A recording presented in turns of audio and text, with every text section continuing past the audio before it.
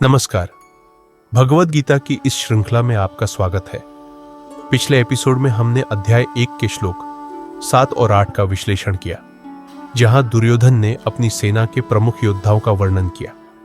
आज हम अध्याय 1 के श्लोक 9 और 10 का विश्लेषण करेंगे। 10 में गहराई से प्रवेश करेंगे, जहां दुर्योधन अपने पक्ष की शक्ति का बखान करता है। दुर्योधन उवाच अन्ये च बहव शूरा मदर्थे त्यक्त जीविता नाना शस्त्र प्रहरणा सर्वे युद्ध विशारदा अपर्याप्तम तदस्माकं बलम भीष्माभिरक्षितम पर्याप्तम त्विदमे तेषां बलम भीमाभिरक्षितम।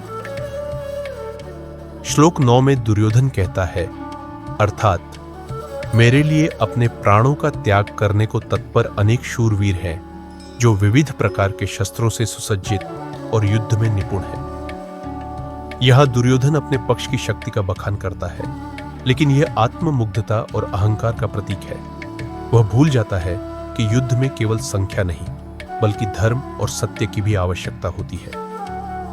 श्लोक 10 में दुर्योधन कहता है, अर्थात हमारी सेना जो भीष्म द्वारा रक्षित है अपर्याप्त है, जबकि पांडवों की सेना जो भीम द्वारा रक्षित है पर्याप्त है। यहां दुर्योधन की मानसिक स्थिति स्पष्ट होती है। वह अपने ही शब्दों में विरोधाभास प्रकट करता है, जो उसके आंतरिक भय और असुरक्षा को दर्शाता है।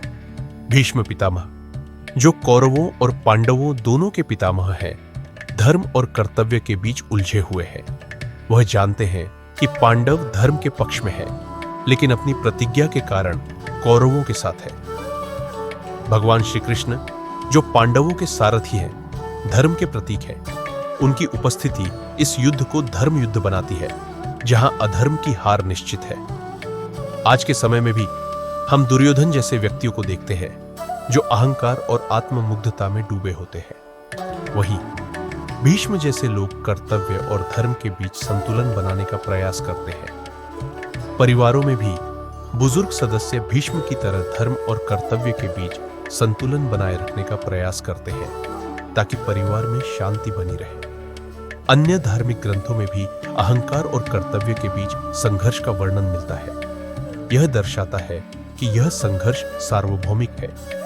विज्ञान भी बताता है कि अहंकार और विवेक के बीच संघर्ष मस्तिष्क में होता है, जो हमारे निर्णयों को प्रभावित करता है। अंत में यह श्लोक हमें सिखाता है कि अहंकार को त्याग कर धर्म और कर्तव्य के मार्ग पर चलना ही सच्चा मार्ग है। इस वीडियो को देखने के लिए धन्यवाद। यदि आपको यह पसंद आया हो तो कृपया लाइक करें, शेयर करें और हमारे चैनल को सब्सक्राइब करें। अपने विचार और अनुभव कमेंट में साझा करें। अगले एपिसोड में हम अध्याय 1 के श्लोक 11 और 12 का विश्लेषण करेंगे। जुड़े रहें।